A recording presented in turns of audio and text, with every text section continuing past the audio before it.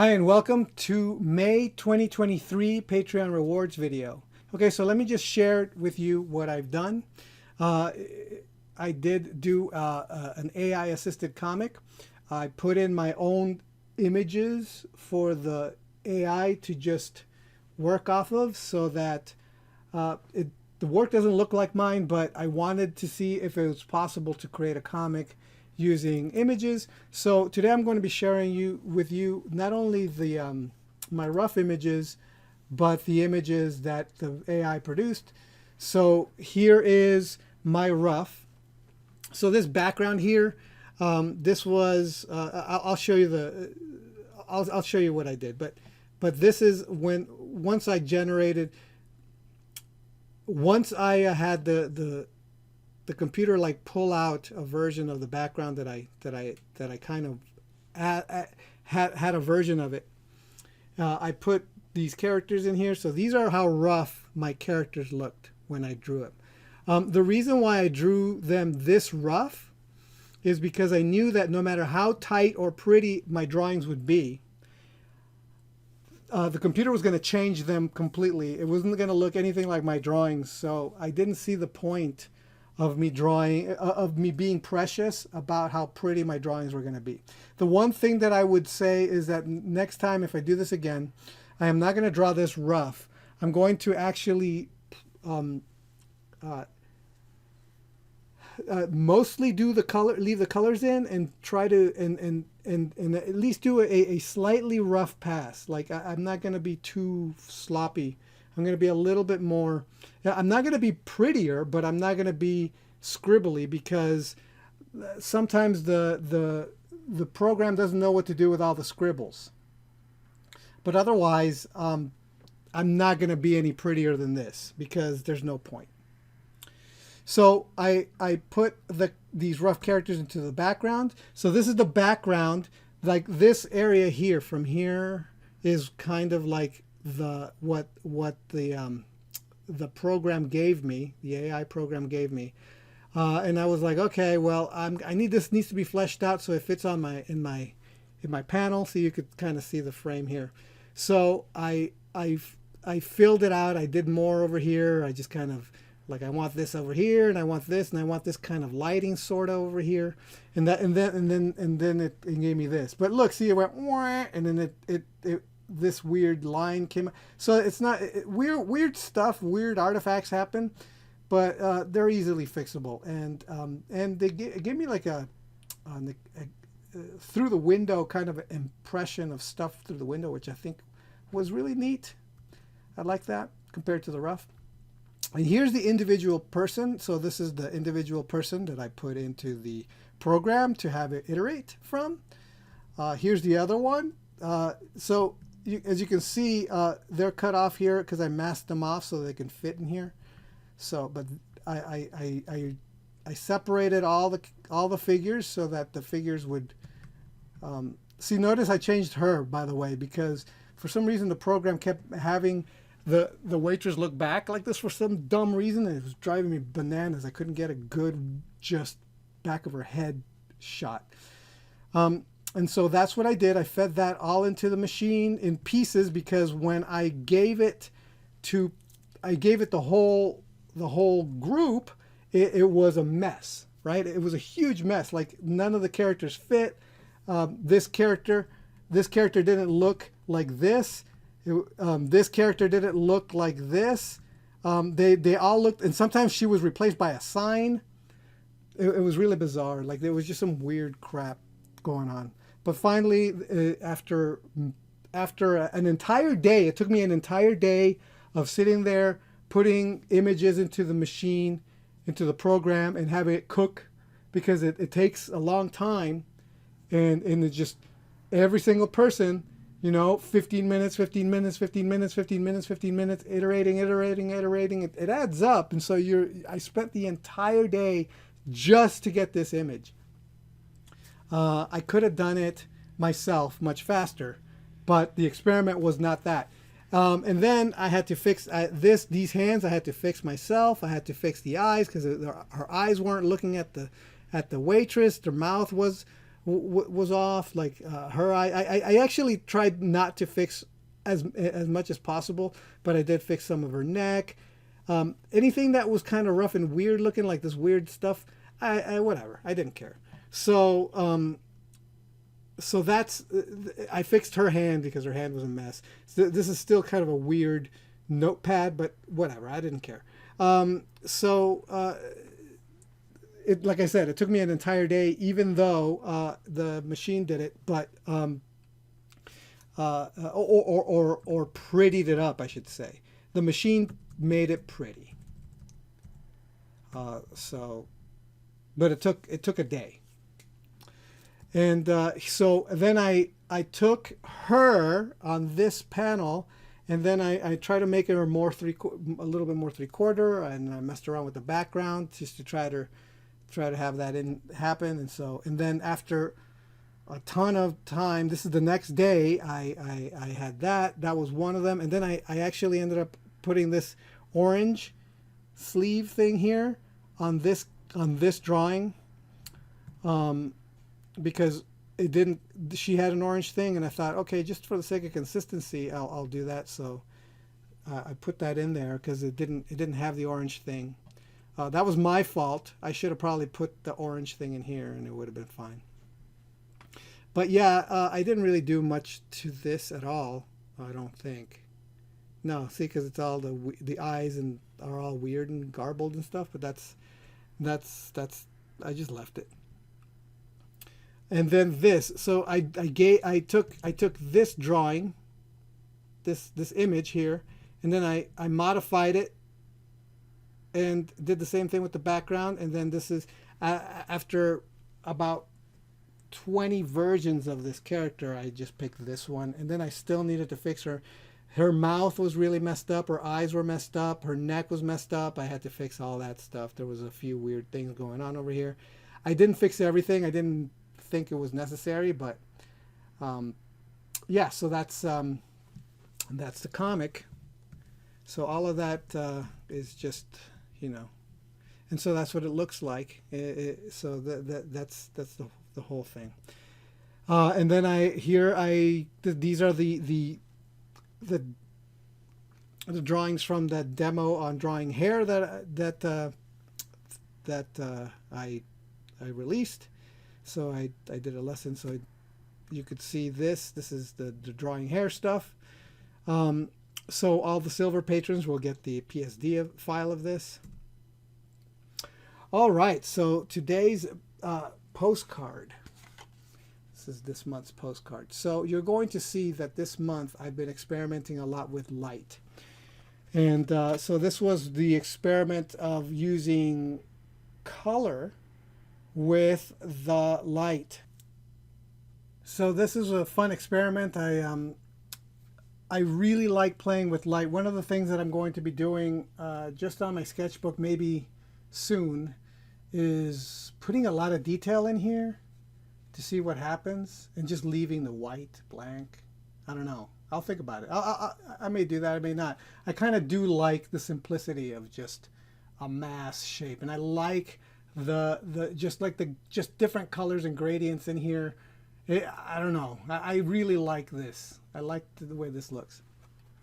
The winner of this postcard, by the way, is I think the same person that won last month. And Paul and Ruthie Nowak, you guys won again this postcard. So thanks a lot. It means a lot to me that I'm getting for your support. Okay, so let's move on. Okay, so now let's get into some of the meat of this thing, because this is what I'm talking about with this, where this is just kind of really graphic and stuff. And so this is what I've been doing. So it started sort of developing last month remember when I told you about how I was drawing from the Dune movie, and then I was just kind of mapping out the graphics, and leaving out the line work and stuff. So again, this is still from the Dune movie, and I'm still following that idea. So this was the drawing that really kind of took it to a different level for me, or made me go, oh yeah, this looks great, I really like that. that's cool. I want more of this. So I really liked the way this turned out. And so I went and did this, and it was a not quite, but it's, I mean, it's still the same concept. So the idea being that I don't want to do realistic, right? I want to do cartoony. I want to push it to be cartoony, and then I'll talk about that a little bit later. But here it's a little bit too real here. This is a little bit too real. I'm still pushing it, and it's designed, but I'll talk about what I discovered a little bit later. But here but it's still doing the thing, that I like, which is just kind of implying that there's an edge without actually seeing it. So it's a lost edge on the lights. Basically, what it is a lost edge. And so here's a bit of a graphic shape here. I really like this. This, I'm not sure. I don't think it worked very well. I don't think I planned out the shapes very well here. But that's okay. That's what Sketchbook's for. So then I moved on. And so here, look at this. This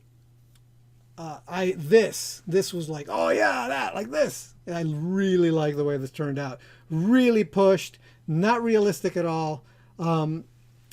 Just kind of very cartoony, very graphic. I really like this, and lost edges everywhere. So definitely working for me. This was a disaster. I did not like this. I thought I was doing what I wanted to do here. I was being too realistic. I found that there's a thing I needed to do to get the desired effect, and the thing that I absolutely 100% needed to do was not draw eyes normal. Like, try not to draw realistic eyes at all. In fact, I went out of my way to draw dot eyes on every single every single head from this point on, because the moment I drew eyelids and all the things, it put me in realism land, and it made me not want to push the shapes. But the moment I put dot eyes, suddenly I'm like, it doesn't matter. He's, it's friggin' Popeye. Like I'm just drawing crazy. And so I redrew this guy again, and with dot eyes, and see, so now this works so much better. It doesn't have to be realistic, and I really like the way this turned out much more. So then I drew this, that was cool, and then here, like this guy didn't have dot eyes, he had line eyes, right? So like, as long as it's not normal, realistic eyes, I just push the shapes, and I'm just having such a blast drawing like this. Like, I had so much fun. Boom! Like, I just kept on going. I'm like, oh, this is so awesome, I love this. And so, again, so here's more, and I'm drawing men, which is really, and I'm having a lot of fun drawing men, which is usually not what I tend to do, but I haven't drawn men in so long, and it's so much fun to push the shapes and the lighting thing that's happening. Oh man, I was having a blast. So yeah, so this is same thing over and over, dot eyes. There are little there's like, you see there's eyelids, but they're not really, I mean, it's just a dot, and then I put a line over it, right? Like, that was it. And it looks good though. It's weird. Like, it's just like, it looks good. Like, I had so much fun. This is so fun, which is, again, going back to this postcard, that's what I did. Hers is the female equivalent of my dot eyes, right? It's just like giant dot eyes with like,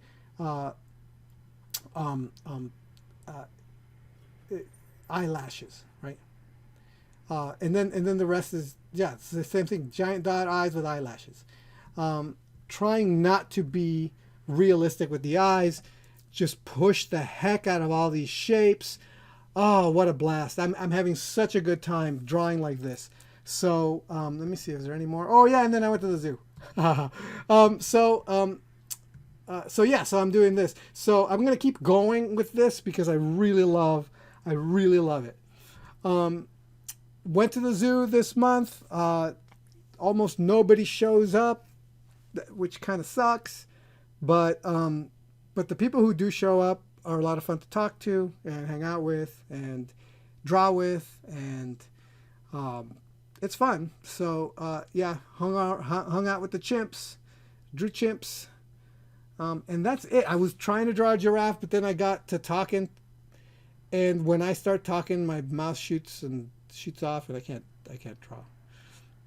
So there. And then I think I've shared this drawing here before.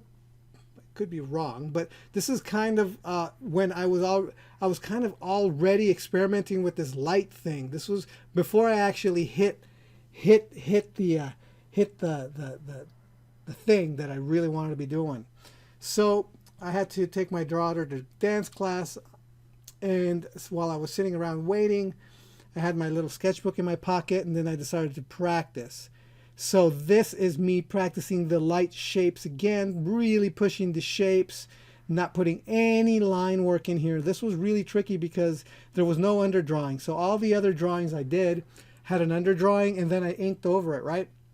Well, this, I'm using ballpoint pen. I don't have my pencil. I have to fake the rest of the drawing. So I have to do the rest of the head in my head. I have to like project the rough, the construction, the rest of the face, and then just place the shadow shapes where I think they belong to imply the rest of the body. So that was a really fun challenge, was to not have an underdrawing. And I did the same thing here. I did this at the very last second, right before I had to go take my daughter back out of the class. So it's a little bit sloppier than I would have liked with the dark, because I was doing it as I was walking back, and I was just like, "Hi, how you doing, honey, baby?" And I was doing the drawing, so I was just really quickly trying to fill in these shadow shapes. But again, I did this without an underdrawing, just guessing as to the exterior, like trying to project where the actual face and body parts were, because if you look very closely, you can see that I'm drawing through. You can see that there's an actual ear here. There's another side of the face here. You can see there's these parts here that I actually did draw these things, and then I just didn't ink them, right? So it makes it so much easier when you can do that. Here I didn't do that. I was just doing it. So again, it's a very big challenge. Here I was. I have some images that I was trying to draw from. So it was taking a while to download. So while I was waiting for it to download or at least appear, so that I could draw from it on my phone, I started drawing some grass blades that was in front of me. Just drawing grass, trying to see if I could make it look like grass or something, and it doesn't look like anything. It doesn't look anything like what it's supposed to be. I was very disappointed in myself. I'm like, I thought I was doing all right. I guess not. This was a little, I don't remember what this symbol was for. I don't remember what this was for. I think this was a superhero symbol or something that I was working on. Yeah, I think so. Anyway, and then thumbnails. So this is how I planned out the comic before I had the image program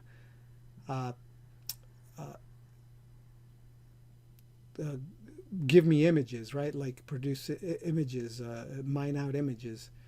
So I thumbnailed a couple of shots. Like the first shot was the one that gave me the most amount of trouble. I knew that these last two shots, I just wanted them to be two headshots here, right?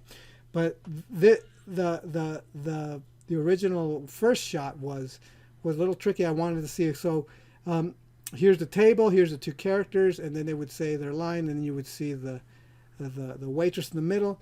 The reason I didn't choose this one is because the waitress was too important.